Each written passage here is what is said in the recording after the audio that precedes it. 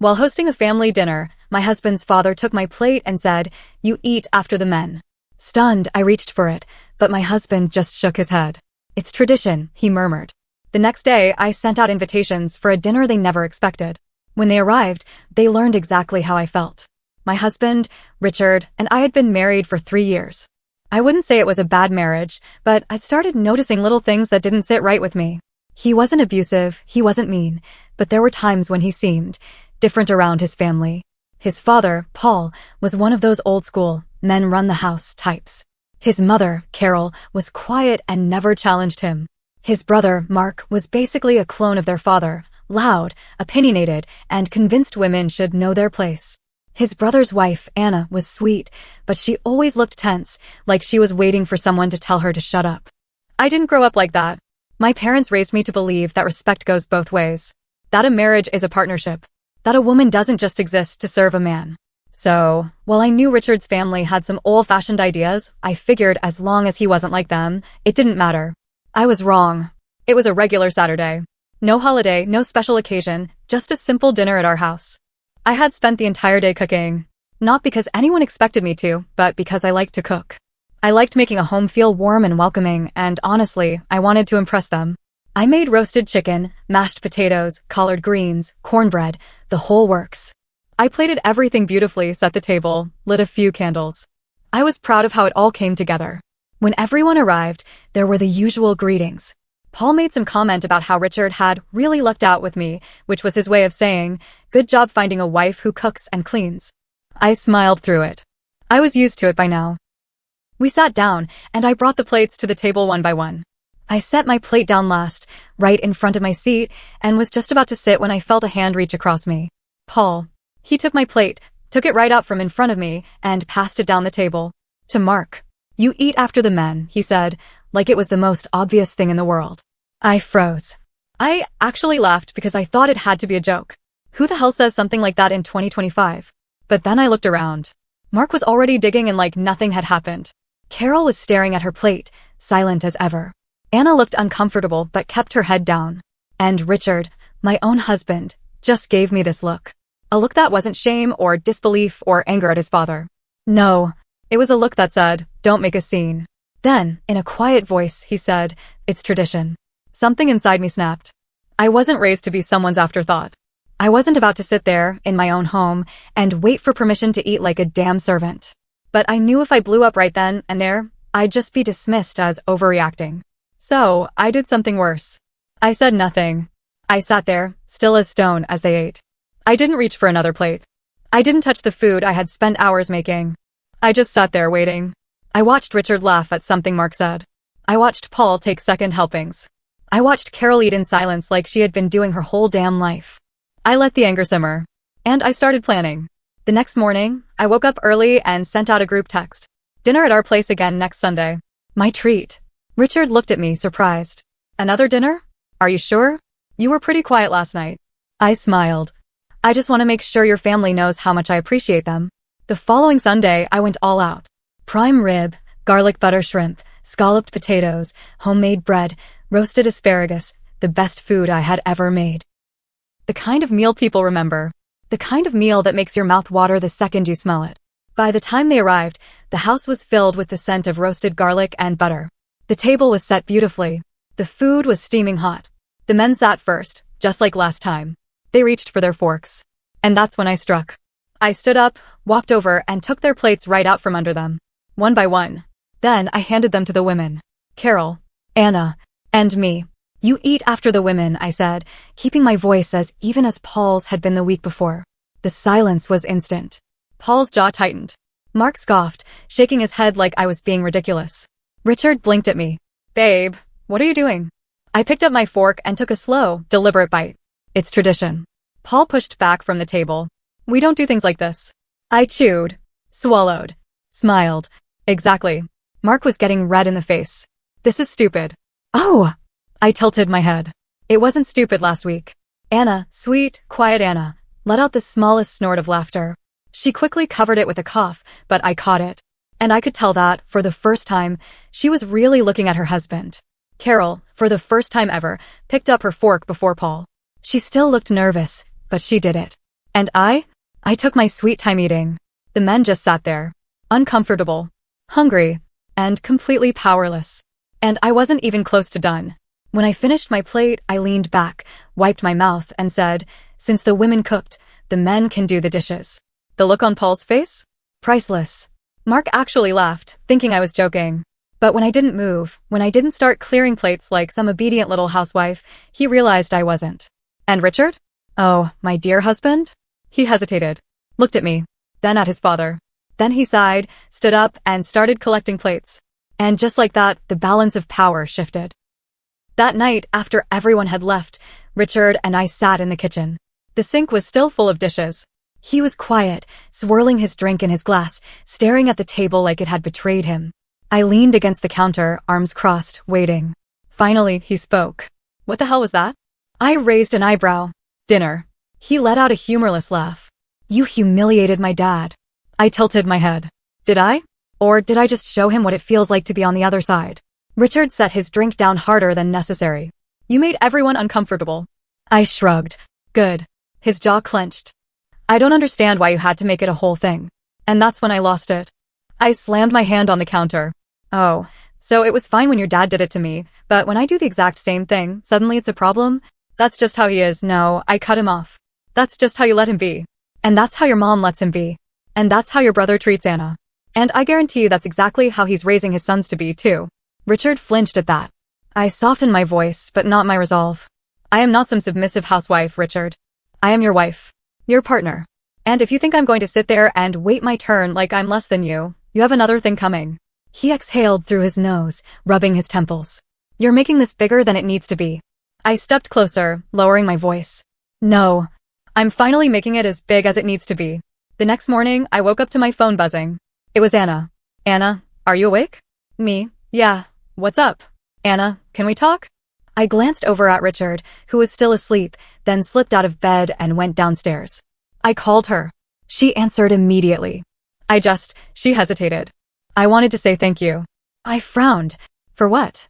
"For standing up to them," she said, her voice quiet. "For showing me that I'm not crazy for thinking this isn't normal." I sat down at the kitchen table. "Anna, how bad is it?" She let out a shaky breath. I don't know. I mean, Mark's never hit me or anything. But she stopped. "He talks to me like I'm a child. He tells me what to wear, what to cook, who I can and can't see. If I ever push back, he tells me I'm emotional or hysterical and that I need to calm down. And his dad backs him up every time. If I tell Mark something upsets me, he just says I'm being dramatic." My hands curled into fists. "And last night," she continued, her voice even softer. "When you flipped the script, I watched Mark's face. He was furious.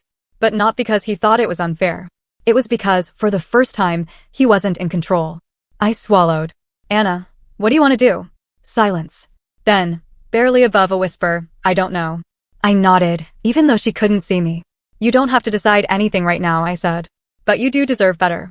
Just know that, okay?" "Okay." I could hear the tears in her voice. And I knew, in that moment, something had shifted in her, too. I didn't expect him to call me. But 2 days later, I was at work when my phone rang. "Paul." I stared at the screen for a long moment before answering. "Hello?" Silence. Then, a slow inhale. "You think you're clever, don't you?" I leaned back in my chair, pressing my fingers against my temple. "Paul, if this is about the dinner, this is about my son." I frowned. "Excuse me?" "You embarrassed him in front of his family. You put ideas in his wife's head.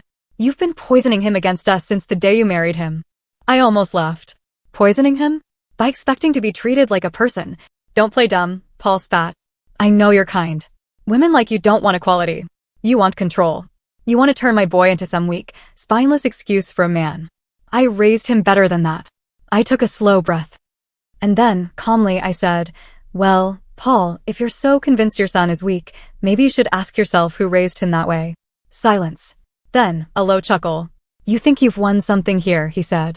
"But let me tell you something, sweetheart. A woman who fights her husband's family doesn't stay married for long." And then he hung up. I sat there, staring at my phone, my heart pounding. Not because I was scared. Because I was furious. Paul had underestimated me. He thought I was just some defiant little girl who needed to be put in her place. But what he didn't realize was that I wasn't just fighting for myself anymore. I was fighting for Anna. For Carol. For every woman in that family who had ever been forced to wait their turn. And Paul? Oh, he had no idea what was coming next. Paul's words echoed in my mind for the rest of the day. A woman who fights her husband's family doesn't stay married for long. It wasn't a threat. It was a promise. And I knew exactly what he was trying to do. He wanted me gone.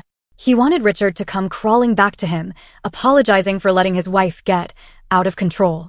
He wanted his son to be just like him, loud, proud, and in charge. But here's the thing, I wasn't going anywhere. Over the next week, I noticed a shift in Richard. At first, he was quiet, walking on eggshells around me. He didn't want another fight. He didn't want to talk about the dinner, his father, or anything that had happened. But then, little things started happening. He would leave the room whenever I was on the phone with Anna. He started defending his dad more. He just comes from a different time, he muttered one night as we were getting ready for bed. You can't change people like him overnight. I stared at him. And you think you should stay that way? Richard sighed. I think you could have handled it differently. I scoffed. Like how?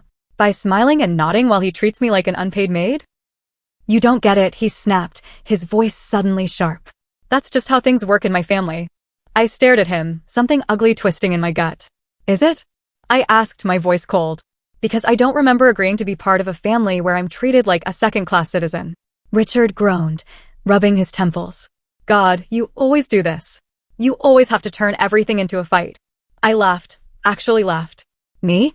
I turned things into a fight? I turned off the bedside lamp and lay down, my back to him. And for the first time since we got married, I wondered if I had misjudged the man lying next to me. 2 days later, Anna called again. Only this time, she wasn't crying. She was furious. I can't do it anymore, she whispered. I can't keep living like this. I sat up straight. Anna, what happened? He found the pamphlets, she said, her voice shaking. What pamphlets? She exhaled. I went to see a lawyer. Just to ask questions, just to see what my options were. But Mark, he must have gone through my purse. He found them last night. Oh, shit. What did he do? I asked, my heart pounding. He freaked out, she said. Started yelling about how I was humiliating him, how I was trying to ruin our family. He grabbed my phone, told me I wasn't leaving him. Ever. My stomach dropped. Did he? I hesitated. Did he hurt you? Silence. Then, in the softest voice, she said, not yet. That was all I needed to hear. I didn't hesitate. Anna, listen to me. You need to leave. Now. I know, she whispered. But I don't know where to go. You come here, I said immediately. Pack a bag, take your car, and get out before he comes home. She hesitated. But what if I don't care? I cut her off. You are not staying in that house one more night. She took a shaky breath. Okay. I hung up and immediately started getting things ready. I pulled out blankets, set up the guest room, and made sure she'd have everything she needed. But right as I was about to call her back to check in, Richard walked in. Hey, he said, dropping his keys on the counter. Who was that? I hesitated. I had never lied to my husband before. But this? This wasn't his business. Just Anna, I said, keeping my voice casual. Richard narrowed his eyes. What's going on with her? I shrugged. Just girl talk. He stared at me for a long moment before nodding. And I felt my stomach churn because I knew. Something had shifted between us. And I had no idea if we'd ever come back from it. Anna showed up 3 hours later. Her hands were shaking as she pulled her suitcase through the door. Her eyes were red from crying. I pulled her into a hug. You're safe now, I whispered. She nodded against my shoulder. I don't know what I'm going to do. We'll figure it out, I promised. I helped her settle in, making sure she had everything she needed. She didn't eat much that night, just picked at her food, staring at nothing. But then, right as we were about to go to bed, her phone rang. She looked at the screen. Mark. I snatched the phone from her hand and silenced it. A second later, Richard's phone rang from the bedroom. We froze. Then, voices. From outside. Anna turned pale. No. I peeked through the blinds. Mark was standing in our driveway. And he wasn't alone. Paul was with him. I felt ice crawl up my spine. They knew. And they weren't leaving without a fight. Mark and Paul stood in my driveway, silhouetted by the porch light. Anna was shaking beside me, gripping the fabric of her shirt like it was the only thing keeping her grounded. Her phone buzzed again. Another call from Mark. Then a text. Mark, come out. Now. I took a deep breath and turned to her. You don't have to do this. You don't owe them anything. She swallowed hard. If I don't go out there, he'll just keep coming. That's when Richard stepped into the room, still holding his ringing phone. He took one look at Anna, then at me. His face twisted with realization. You knew, he said, voice low. I didn't answer. He scoffed, shaking his head. Jesus Christ. You went behind my back. You didn't even tell me. I clenched my jaw. Because I knew you'd try to stop me. Richard's nostrils flared. Mark is my brother. You don't think I should have had a say in this? Your brother is scaring his wife so badly that she had to run in the middle of the night, I snapped. Do you really think I give a damn about how that makes you feel? He didn't respond. Because we both knew the answer. Another knock. Harder this time. Anna, Mark's voice came through the door, his tone eerily calm. Come outside, babe. Let's talk. Anna shrank back, shaking her head. Paul was next. You're embarrassing yourself, girl. And you're embarrassing our family. You don't just walk out of a marriage. I felt a new wave of rage rise up. I turned to Richard. Are you going to let them do this? Right here? In our house? Richard looked torn. Then, without a word, he went to the door. I stiffened. Richard, he opened it. Mark and Paul stepped inside like they owned the place. Anna flinched as Mark walked toward her. You're being crazy, he said, his voice almost soft. Come home. Let's talk like adults. But I saw the way his fingers twitched at his sides. The way his eyes darted to Paul for approval. He wasn't here to talk. He was here to win. Anna shook her head. No, Mark's face hardened. No. Her voice wavered, but she didn't back down. I'm not coming back with you. Mark exhaled through his nose, like he was trying to keep himself in check. Then he turned to Richard. Tell her she's being ridiculous. Richard didn't say anything. Paul took over. He turned his glare on me. You did this. I crossed my arms. Damn right I did. His eyes darkened. You are ruining this family. I let out a cold laugh. No, Paul. I'm just exposing what's already broken. He stepped closer, his presence towering, meant to intimidate. But I didn't move. You have no idea what you've started, he said, voice low. And that's when I snapped. I looked him dead in the eye. I started nothing. You did. The day you taught your sons that their wives were beneath them. The day you told your daughter-in-law that she had no right to leave. The day you raised your son to think control was the same as love. Paul's jaw clenched. His fists balled. And then, Anna spoke. I'm filing for divorce. The words dropped like a bomb. Mark turned to her, stunned. You don't mean that. Her lips trembled, but her voice was steady. I do. Paul stepped forward, voice dangerously low. No woman in this family gets divorced. Anna lifted her chin. Then I guess I'm not part of this family anymore. And just like that, the power shifted. Paul couldn't believe it. His control, his legacy, was slipping through his fingers. Mark looked like he had been punched in the gut. And Richard? Richard looked like he was realizing, for the first time, that maybe, just maybe, his father wasn't the man he thought he was. Then Paul did something that shocked everyone. He turned to Richard and said, Get in the car. Richard blinked. What? Paul's face was red with fury. I will not let this woman poison you. We are leaving. My stomach turned to ice. Paul wasn't just trying to control Anna. He was trying to take Richard with him. And Richard. Richard hesitated. For one terrifying moment, I saw it. The pull. The years of conditioning. The need to be a good son. And I thought, oh God. He's going to go. But then I'm not leaving. Paul's face froze. Mark looked just as shocked as I felt. Richard squared his shoulders. You heard me, Dad. I'm not going. Paul's eyes burned into him. Don't be stupid, boy. You walk away from us and you're done. No coming back. Richard took a slow breath. Then, he looked at me. And he said, I'm staying with my wife. Paul stormed out. Mark was too stunned to say anything. He just gave Anna one last look. One full of anger, betrayal, before following his father. The door slammed behind them. And then, it was quiet. Anna was crying. But for the first time, I didn't think it was from fear. I turned to Richard. Are you okay? I asked. He let out a deep, shuddering breath. I don't know. And I understood. He had lost something tonight. A father. A brother. But maybe he had gained something too. Anna filed for divorce. She moved into her own place, got a job, started therapy. And for the first time in years, she smiled without fear. Carol, shockingly, left Paul. She packed a bag and disappeared one night. When she finally reached out, it was from a small apartment 3 towns over. She was starting over. And Richard? Richard struggled. There were nights where he almost called his dad, where the weight of undoing years of conditioning nearly crushed him. But he chose me. He chose us. One night, months later, he sat beside me and whispered, I see it now. I didn't ask what he meant. Because I already knew. And in that moment, I realized, this wasn't just my victory. It was ours. And we were finally free.